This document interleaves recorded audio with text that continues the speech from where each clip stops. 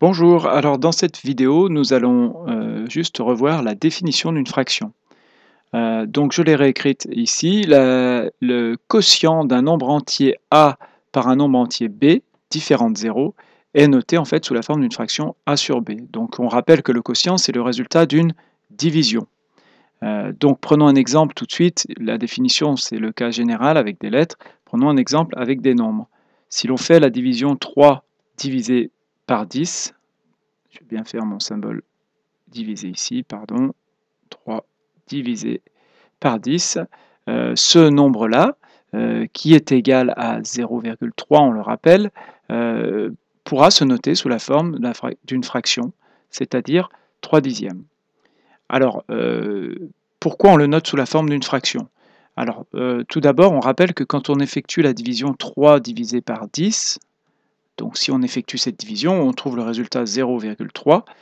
Cette division se termine, le reste est 0, et le nombre 0,3 est un nombre décimal, puisque la partie après la virgule est terminée. On peut donc écrire que 10 multiplié par 0,3, ça fait 3. Alors voyons ce que ça donne sur d'autres exemples. Prenons par exemple la division de 2 par 7.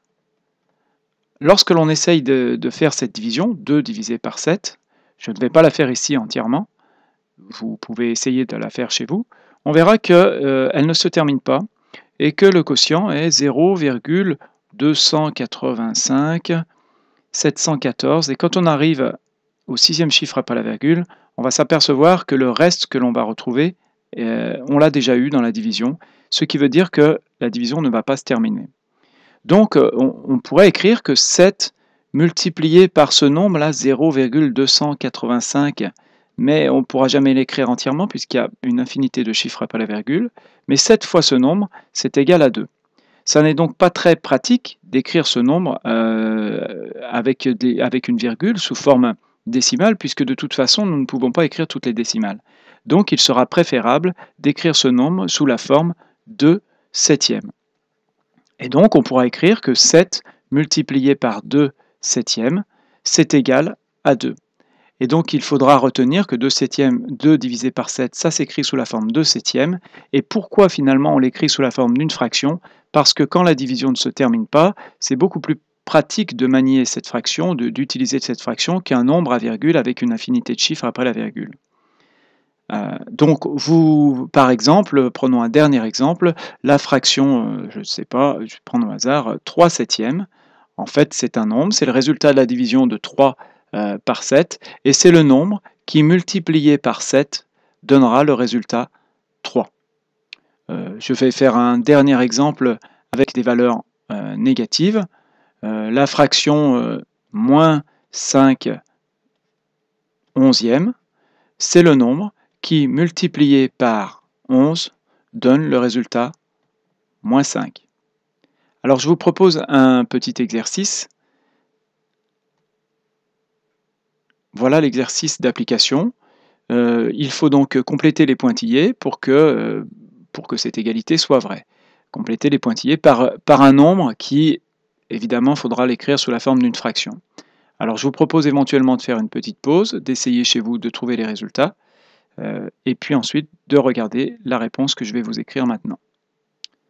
Donc dans la première égalité, par quoi il faut multiplier 7 pour obtenir le résultat 3? Eh bien, il faut multiplier par 3 septièmes. Par quoi il faut multiplier le nombre moins 8 pour obtenir le résultat 11? Il va falloir multiplier par 11 sur... Alors si on multiplie par 11 sur 8, on a vu, quand on a vu les multiplications de nombres relatifs, que le produit de deux nombres de signes contraires donne un nombre négatif. Or ici, le résultat c'est 11, c'est positif. Donc il faut que le premier nombre soit aussi négatif, il faut que les deux nombres aient le même signe, et comme le deuxième est négatif, il faut aussi que le premier soit négatif. Donc le résultat, ce sera, le nombre manquant, ce sera moins 11 huitièmes. Et on rappelle, on l'a vu aussi, que moins 11 huitièmes, c'est la même chose que 11 sur moins 8, et c'est la même chose que moins 11 huitièmes. Donc les trois réponses que vous auriez pu mettre sont ces trois réponses-là. Les trois sont valables. Et enfin, la dernière fraction, la dernière égalité, pardon, quel est le nombre qu'il faut multiplier par 9 pour trouver moins 5? Eh bien, ce nombre-là, ça va être moins 5 neuvième. Voilà. Donc, à chaque fois, vous remarquez que le résultat final se trouve au numérateur et ce nombre-là se trouve au dénominateur.